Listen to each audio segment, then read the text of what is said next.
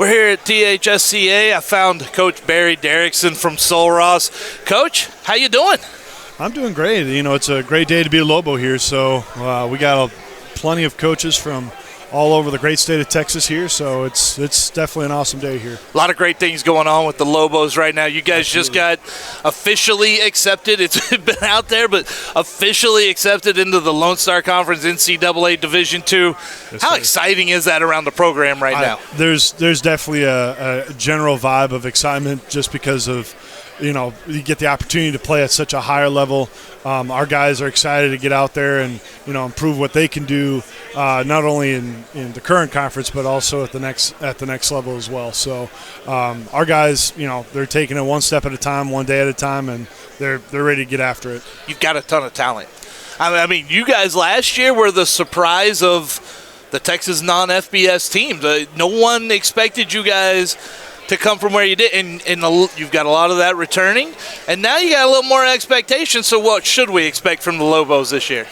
Well, I'll say this. We generated a culture of recruiting. I think that was something that I definitely wanted to communicate with our players. You know, it's our job to out-recruit you. It's your job to keep your job. So it's not just about the talent that we're acquiring. It's also about trying to maintain a level of excellence. So with that, you know, we want to take the next step and, you know, not just, you know, be 4-4 in the conference. Like, we want to take it to the next level and have a winning season, have a winning record.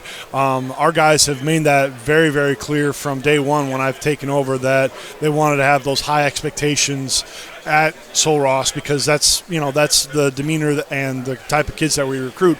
We want guys to beat the best, not just be a part of the best. And I think that's really, really important for our guys. And I think it's important to note that you guys are still playing as a D3 this year. Correct. So you won't have any scholarship players. No. For you to count as a in-region win for the football, to help with them getting an at-large bid, you're not allowed to have the scholarship players. You got to follow that D3 model at least this year. Sure. So I'm interested. Is that something that that you see as like something that can help, or is that something that kind of holds you back a little bit? Because you do have to think about it. You want to finish strong, which you are. Yeah. You're ready to finish strong in the ASC.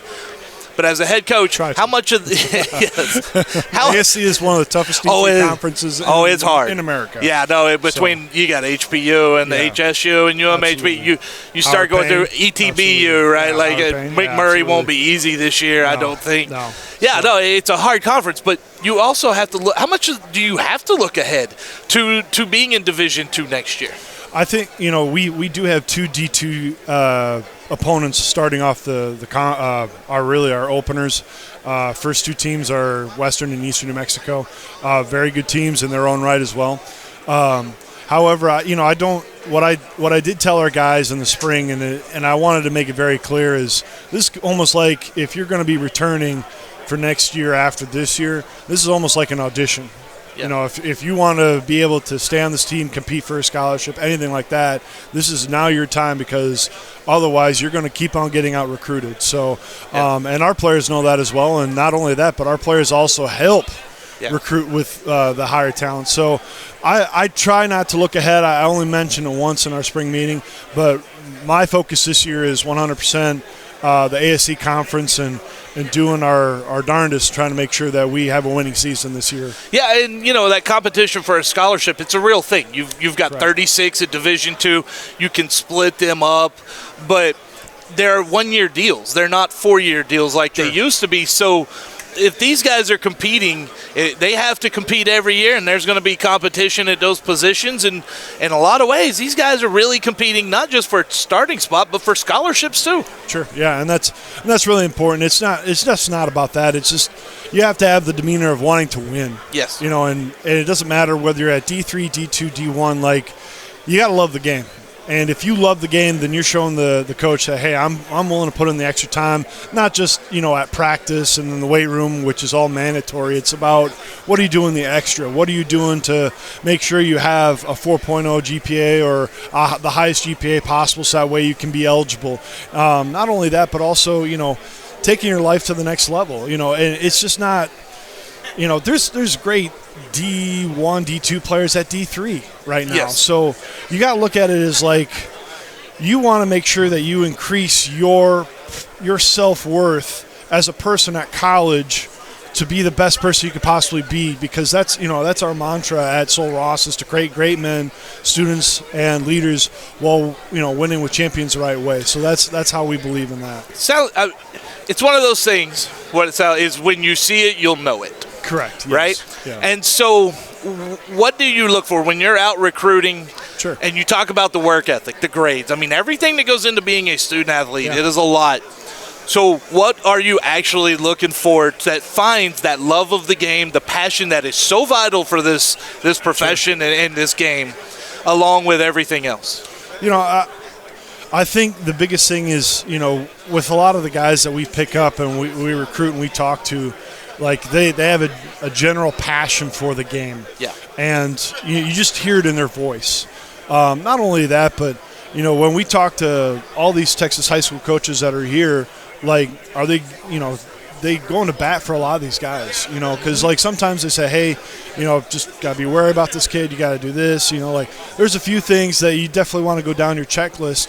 But we definitely value a lot of the Texas high school coaches that are here, and we commend them because they've sent us a lot of good student athletes and character guys that are definitely helping our team to get to the next level. So it's definitely a testament to them. You want to see that passion you talk about, like, when you meet a fellow football fan, for the general fan that does it, when Absolutely. you meet someone who's just excited about what they do, excited about football, it, right? That they're different. And if you really want a good example, this coaching school is filled with, this is passion, like the energy in here. Absolutely. It's so much fun. And what does it mean to you? You get to come in here, mix with all the high school coaches that are so important to you guys. Absolutely. And the camaraderie. These are things, and this energy. Like, how much does this being here kind of feed you as you get ready to go into, look, we're getting ready for hot summer workouts, man. No, just talking to all these coaches, man, I mean, it's a network, it's a brotherhood. It really is. Texas is one of the finest knit coaching groups in America, besides probably Ohio.